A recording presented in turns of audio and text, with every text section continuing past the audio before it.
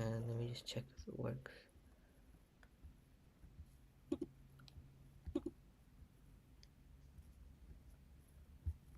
Yeah, okay, it works.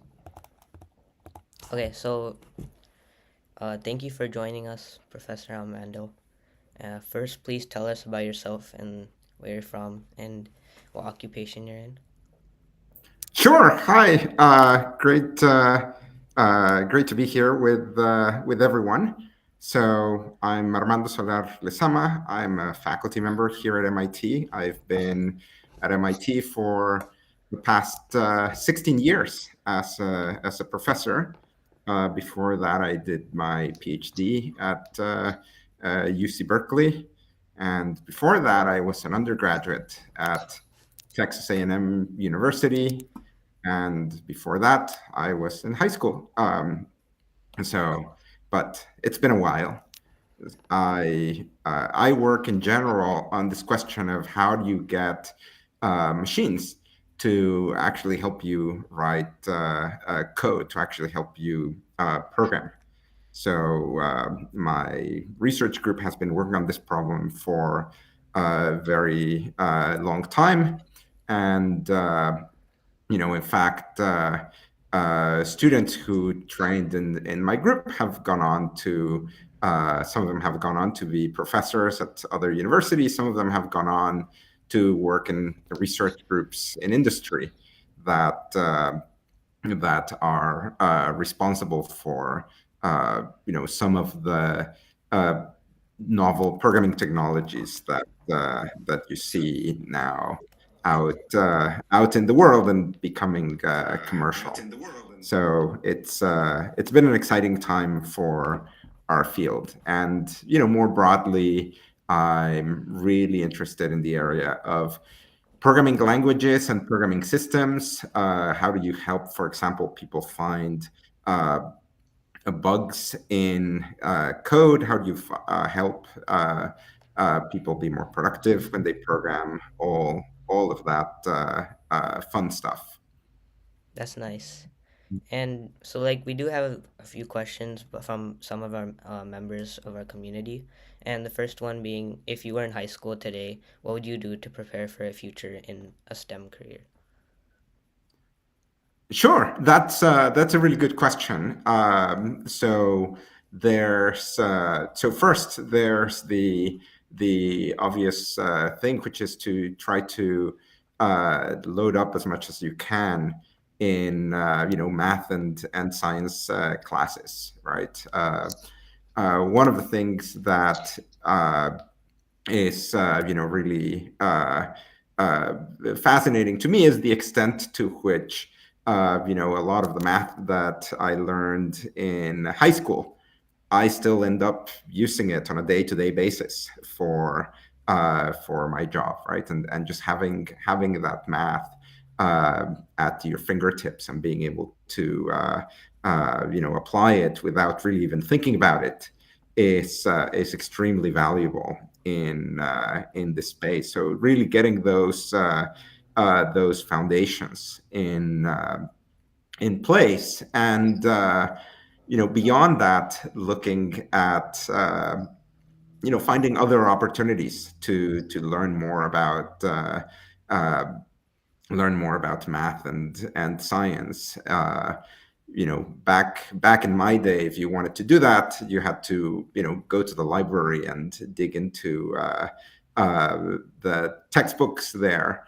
Now there's just so many opportunities to actually learn new things on the internet, and whether it's through good YouTube content, uh, whether it's through MOOCs. But I think more than just going and absorbing what's out there, trying things out is really really useful and really valuable, because it's really when you actually sit down and try things out that you get a really good deep sense of what you understand and what you don't understand. Yeah, and leading on to that, what do you think, like, some skills that high schoolers should start developing now if they want to get into the STEM career? So the one really, really important that is going to be crucial throughout your career is the ability to learn on your own, right? When you go in when you're in high school, a lot of what you're expected to know in your classes is the teacher tells you, like, here's the book, right? Here's how you're going to find it. Here's what you're supposed to know what to do. The farther along you go in your education, especially once you're in graduate school, for example, things are much more open-ended. Uh, you're going to have to know things that nobody is teaching yet. So you have to go and find the papers where they explain, where the people who discovered something explain how it works. You have to find all this information for yourself. And so learning how to learn on your own is extremely valuable and really important. All right, that's nice. And um, if a student is interested in STEM but doesn't know what field to focus on, what advice would you give to them? So I would say a couple of things. One is, explore as much as you can.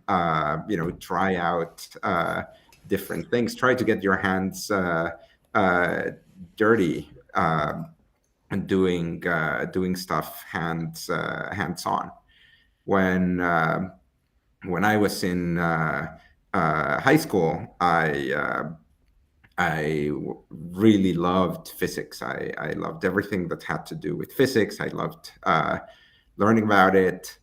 And then when I went to college, I learned about nuclear engineering, and it seemed really exciting. It had lots of physics, but also it was very applied and very with a lot of potential for changing the world and helping uh, create more energy. And so I actually enrolled as a nuclear engineering student. And then, as a nuclear engineering student in college, I actually sat in a class on algorithms, and I knew how to program already uh, from a while back, even in middle school. But learning about algorithms and learning how computer science was more than just programming, and how there was this mathematical basis for algorithms and for why algorithms work, and that you could actually prove mathematically that an algorithm was going to behave a certain way, uh, got me super excited. And that's when I really got hooked on computer science. I ended up switching majors. So I guess the moral of the story is that you're not, uh, you don't have to know right from day one what is it that you're going to end up doing. This is the time to explore and to try out lots of different things, and to really find what's what's the kind of work that gets you really excited, right? What's the kind of work that you want to do, even in your free time and as a hobby. Yeah, and you mentioned like finding different things as to see like what they would be interested in. Like, how would students be able to find like different research or internships opportunities in STEM while in high school? So it's tricky, right? Your first priority in high school is you want to get through your classes, and you want to do well in your classes, and sometimes there's not a lot of free time left, but the summers can be really valuable. Uh, One thing that I would say is, uh, if you live near a university, you can actually just go and drop by and try to talk to people. And it's it's a little bit like dating. You're going to be rejected lots of times, and that's okay. Not not everybody is going to have a project at the stage where uh, they can mentor you, or where they can give you a project where you can be productive. But you only have to find one, uh, right? And find those opportunities to get involved with people doing research. Yeah, so what would you think like high schoolers could be doing during like the summer of like their years?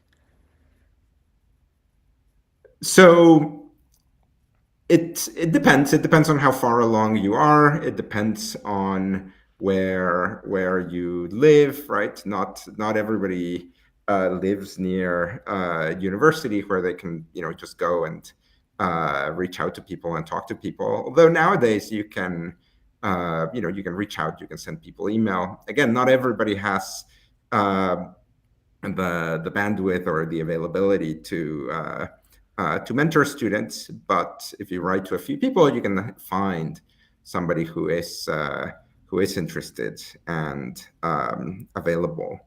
Uh, but more broadly, even if you don't have that opportunity, finding ways to learn new things, right? Start an open source project. Uh, start find ways to try things out and get your hands dirty on a project. It's one of the advantages of computer science in particular, that it's a little bit easier to do that, right? You can start a project on your home computer, and you can start experimenting with things right from your home. um, but even in other areas, find if you're interested more uh, in medical space, for example, reach out to local clinics or local hospitals, see if they can use a lot of these places can often use volunteers to work with them over the summer. Yeah, and how can like students stand out when applying to STEM programs in college?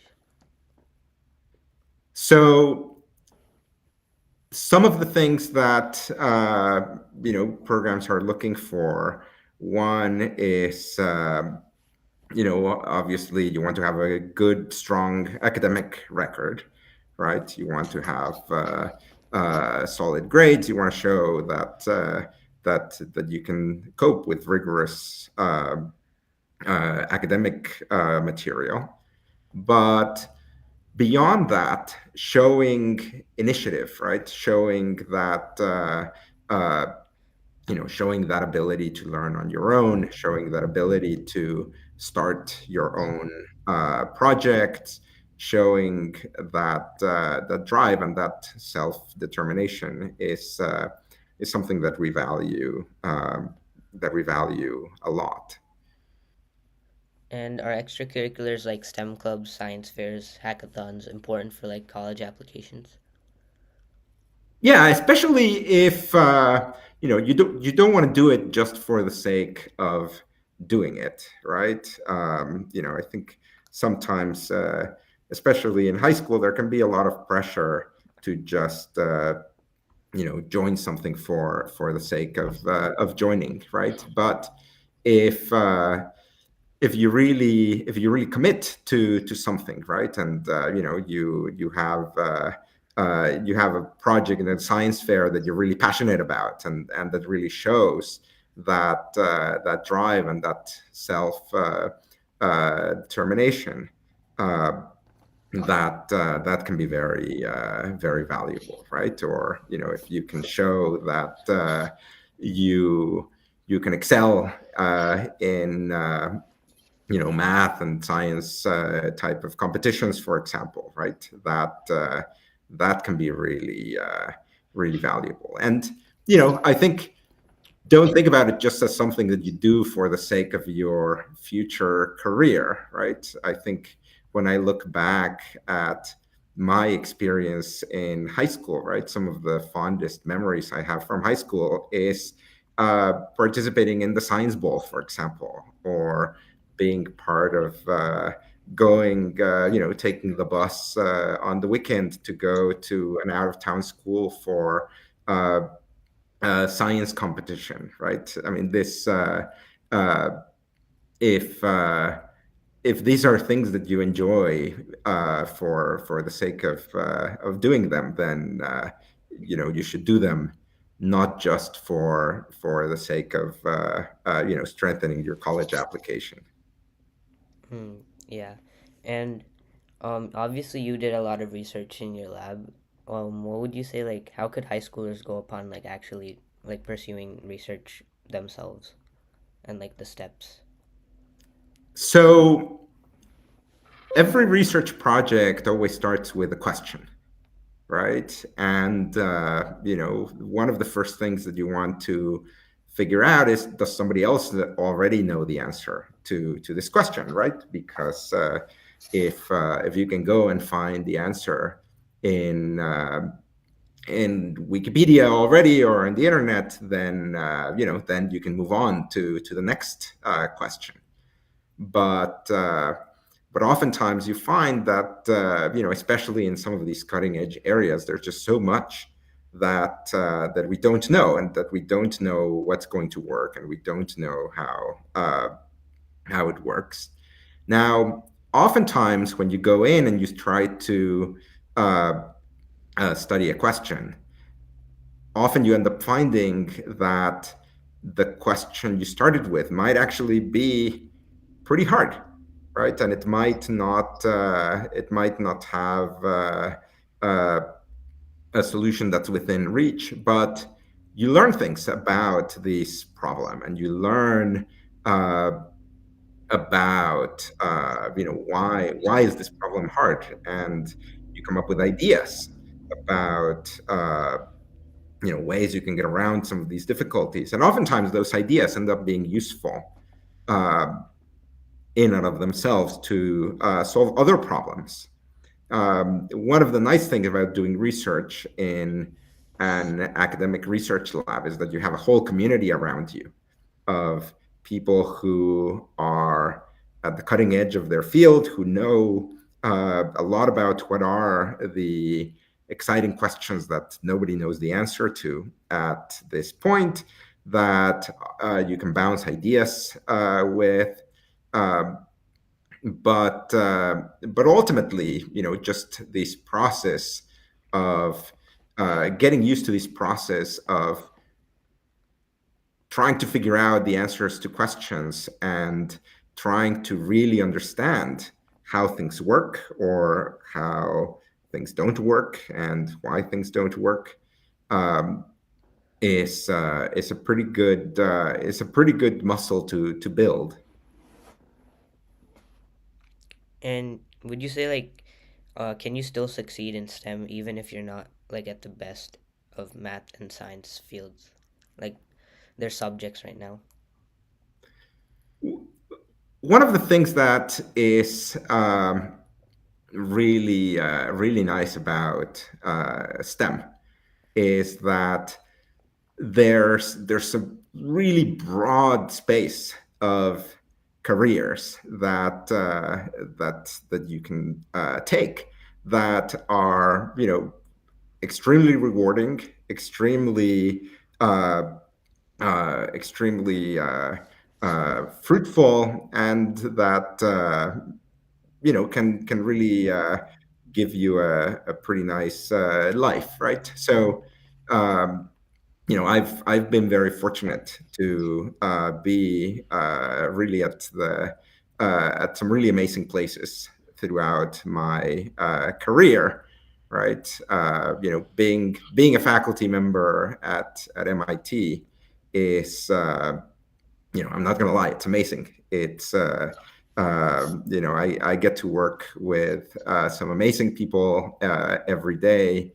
Uh, get to work on really exciting research problems, have lots of uh, great resources at my disposal to do that. But uh, there's so many other career opportunities for people in STEM, from developing products in industry, working for uh, nonprofits, teaching students at all ages, and every one of those careers is actually extremely rewarding, especially if you like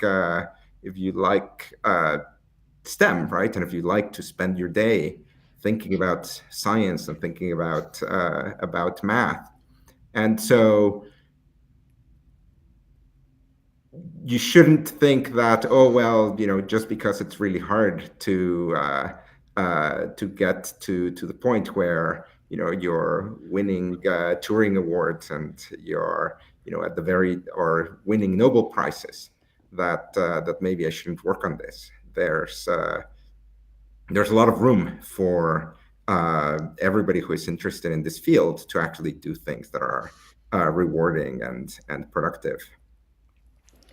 Yeah, and like, what is one mistake that you see students trying to like make when they trying to get into STEM, like trying to get into STEM fields? So there's a few.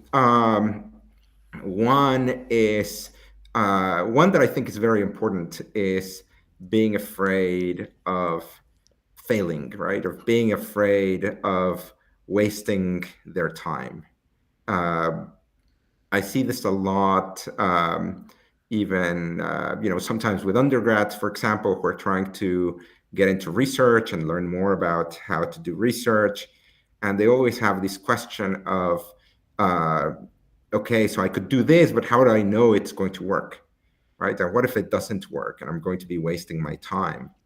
And one of the things that I always emphasize to students is, if there's a problem and you don't know the answer, uh, studying it and really diving deep and trying to solve it is never going to be a waste of time, right? It's only a waste of time if you already know the answer, and uh, and now you're just doing it over again. Um, but in general, the whole point of research is that we don't know if it's going to work, and we don't know how it's going to turn out. And it's what you learn in this process of trying to make things work that is the the value of doing the research, right? And there's lots of examples where you're trying to get a solution to one problem, and along the way, you actually learn something that turns out to be the solution um, to a very different problem. And so, just diving in and trying stuff out without worrying too much about, is this going to be worth it? Is this going to be good in the long run? Uh, just diving into a problem for the sake of the problem being interesting to you and being hard is, and not. I think that's something to strive for. Mm. And as like students like contact professors for lab and research opportunities, what would you say like professors like you look for in students who want to join that? So I would say a few things, right? The first one is, um, a lot of not everybody is at the stage where they can uh, work with the student coming out of the blue. So don't take it personally if you write to somebody and they don't reply, or they simply send you a short response saying, sorry, but not right now. Um, it's not about you. It's um, people are busy, and you just have to try with many people to get there. The second thing that I would say is, be specific, right? Show that you've taken the time to read up on the work that they do, that you know what kind of research they do, you know what kind of things they're interested in. If you just write one email that says, "Hey, I'm in high school and I'm interested in doing research, and I'm really smart. Can you please mentor me?" And you go and you send it to 50 people all at once. Nobody's going to read it and nobody's going to respond to you, right? But if you write to somebody and you tell them, "Hey, I've been learning about this topic, and maybe I read your I saw your course online, or I read your this paper that you wrote, and I'm really interested in this problem and that you're working on," right? Then you're much more likely to hear from people. Hmm. And like, what are some good ways? Yeah. What are some good ways for high school like students to get hands-on experience, like other than labs, in your opinion? Again, I would say just start your own projects, right? Especially in computer science, there is the advantage that first there's a lot of online content that you can learn from, and you can just uh, get get some tools online and start playing with things, right? Start learning how to use them. Start doing your own projects, your own experiments. You don't have to wait for somebody to tell you, here's a problem that you should work on. Find something that you find interesting and just run with it.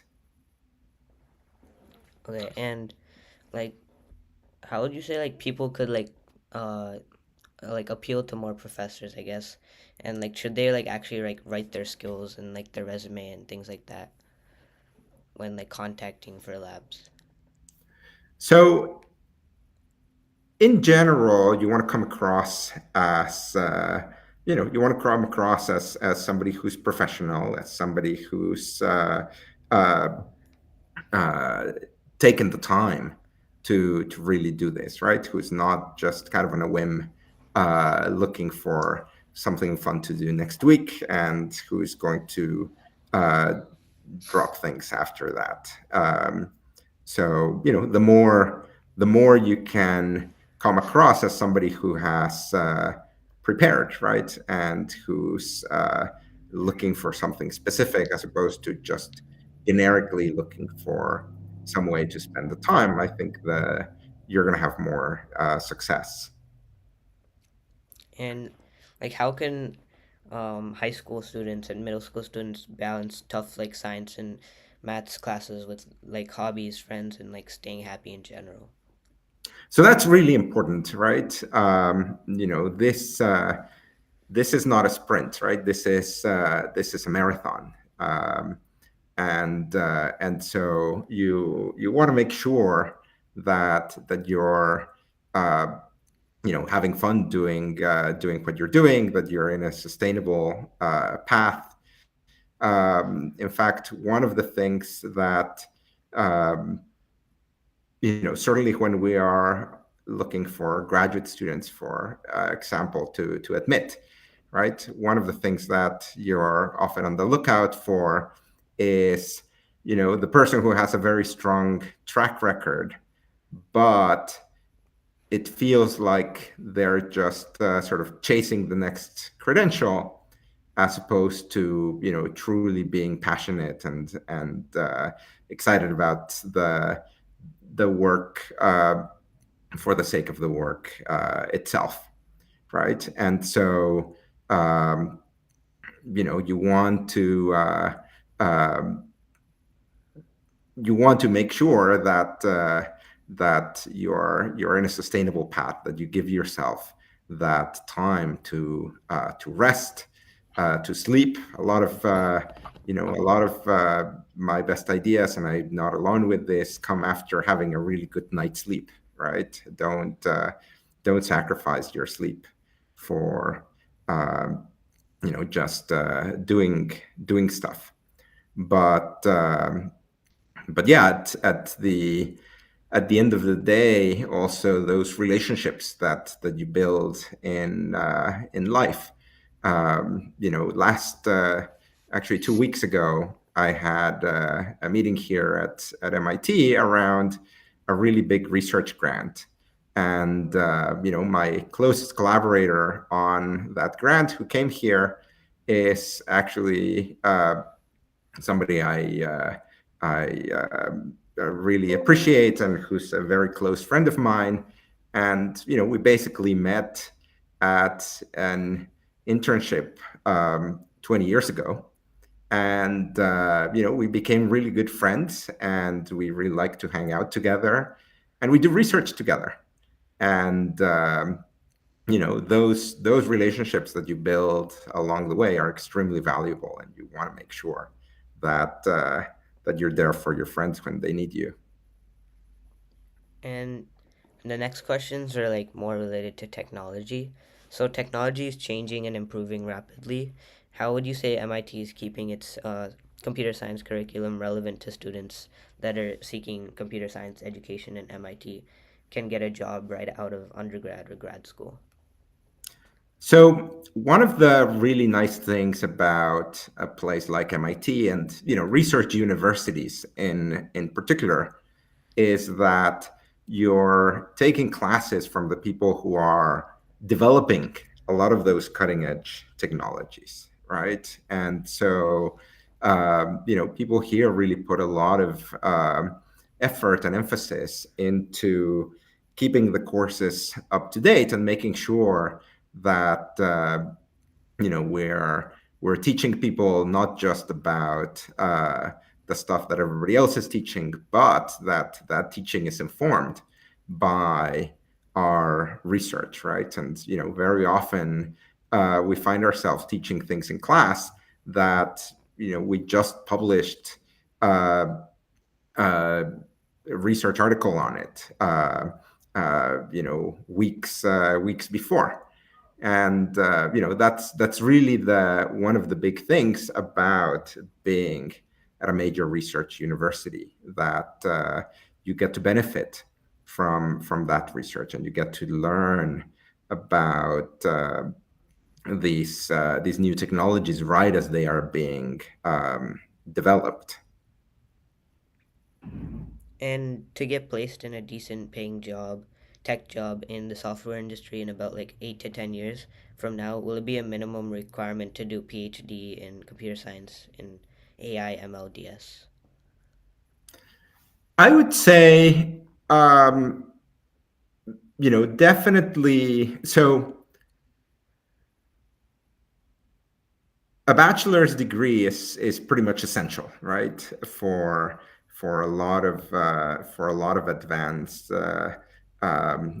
development, right? A master's degree is also a really good time investment. It's You really get to improve your skills. You get much more specialized knowledge in an area, and it makes you much more marketable. A PhD is a little bit different, right? A PhD is all about learning how to discover new knowledge and learning how to, um, push the technology envelope. Um, but depends on what you want to do, right? If your goal is to be a researcher or an academic, or to do the most advanced development in industry, then yes, a PhD is absolutely um, essential.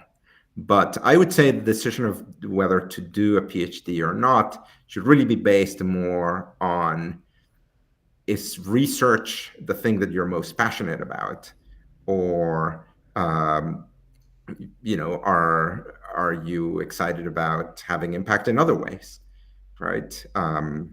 But definitely our PhD graduates do really well on the job market. But the truth is, so do our undergrads, right? And it's really more about the nature of the work that you're interested in doing. And what would you say like some other like best colleges or universities to study computer science for someone who couldn't make it to places like MIT? Well, so some of the best CS programs other than MIT, Stanford and UC Berkeley have really really good computer science programs, as does UC San Diego and the University of Washington and the West Coast. Um, if you're in the South, UT Austin and Georgia Tech have really good CS programs, and we admit a lot of students from there into our programs. In the Northeast, you have places like Carnegie Mellon, the University of Pennsylvania, that have really really strong. Princeton also has a very strong CS program, and we take a lot of students from there.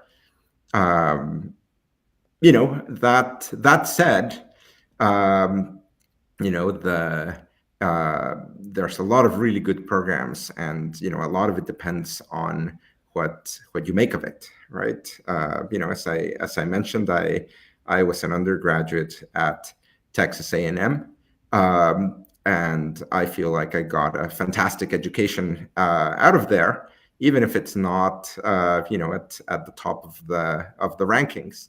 But I really benefited from becoming involved in research very early on, and a lot of the mentorship that I was able to get from my from my professors, and taking really always looking for the classes that would give me the most, and where I would really stretch myself.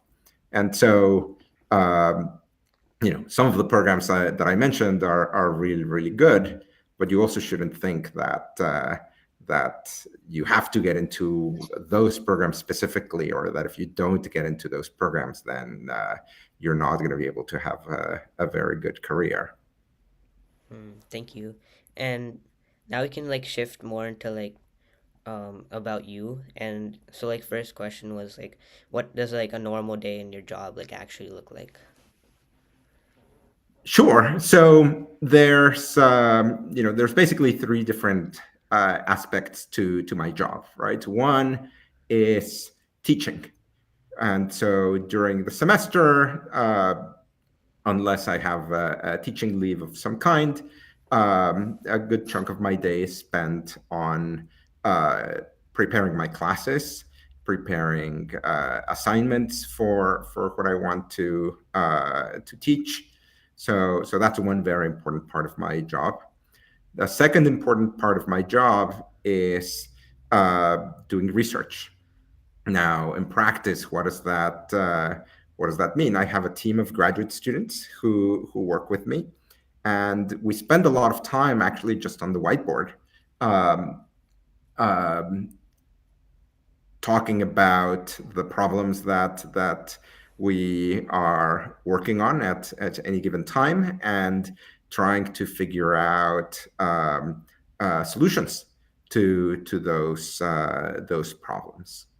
And and so a lot of it is just back and forth, throwing out ideas, literally just doing math on the board, trying to work things out. And I also actually spend a non-trivial amount of time just trying things out on my own, writing code. And then the other part of my job is uh, more service to the community. For example, a big part of service is actually reading papers, that research articles that other people have written, and evaluating them, and deciding, is this worthy of publication, or is this something that needs to be revised, or are there additional questions that the authors have to answer before before they're able to publish their work. So I spend a fair bit of time reading the work that other people do in order to evaluate it, but also to myself stay up to date on the current state of the field and the research that other people are doing. And I use that to also do a better job of guiding my students around the research questions that we pick, and the techniques that we use to answer those research questions. And what would you say was like the hardest part of your journey to get where you are today? What was the hardest part? So for me, one thing that took a lot of work was learning to write and learning to present my work. One of the things that you find in research is not only do you have to come up with cool ideas and making things work, but you also have to tell the world about what you discovered, right? And you have to explain your work in a way that when people read it, they say, "Oh yeah, that is indeed a new idea. That's something that we've never seen before." Um, and in fact, you want to explain ideas in such a way that when people read about them, they say, "Oh, I could use that idea for this other problem that I've been thinking about," right? And the more uh, one of the ways in which you succeed in research is not just in having good ideas, but having the broader research community um, build on your ideas and push your ideas further. You want people who are, in industry developing products, for example, to learn about those ideas and apply them in their domains and become interested in them. And so, learning how to write and learning how to really present your ideas in a way that is clear and understandable is actually something that took a lot of practice, and it took a lot of feedback from my mentors before I could really do it well. And did you ever think about like quitting STEM, and or what made you keep going? So that's a good question. The I don't think I've ever considered quitting STEM, largely because I don't think I'd be good at anything else, to be honest. This is the thing that I'm really passionate about, and this is the thing that uh, when I'm on a plane and I'm bored and my laptop has run out of battery, right? The thing that I do to entertain myself is get out a piece of paper or get a napkin and start doing math, right? That's the thing that I really enjoy, that makes me happy. And so the I'm very fortunate to be able to do that as my day job. um, that said, like in any job, there's always going to be times when things are frustrating, right? When this idea that you were so excited about and so sure that it was going to work, and it turns out it doesn't work, right? And you come to recognize that, yeah, this thing just didn't work. And that's in some ways part of what makes uh, science and technology nice, that there's no uh,